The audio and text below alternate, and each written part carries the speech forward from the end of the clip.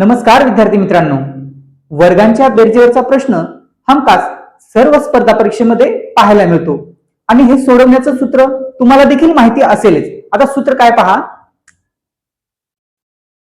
सूत्र आहे n अधिक 1 दुसऱ्या कंसामध्ये 2n अधिक 1 भागिले 6.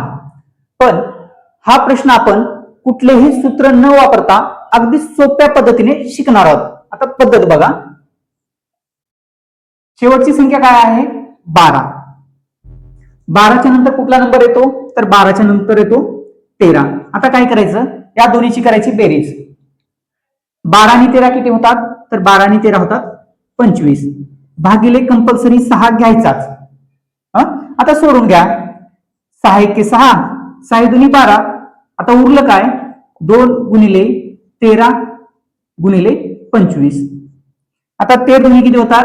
13 दोन्ही होतात 26 गुणिले 25.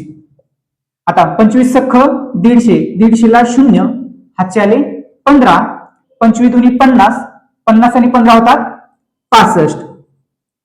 हे या प्रश्नाचं उत्तर अगदी सोप्या पद्धतीने. अशा प्रकारचे नवनवीन व्हिडिओ पाहण्यासाठी चॅनल सबस्क्राईब करा. त्याचबरोबर लाईक, शेअर आणि कमेंट करायलाही विसरू नका.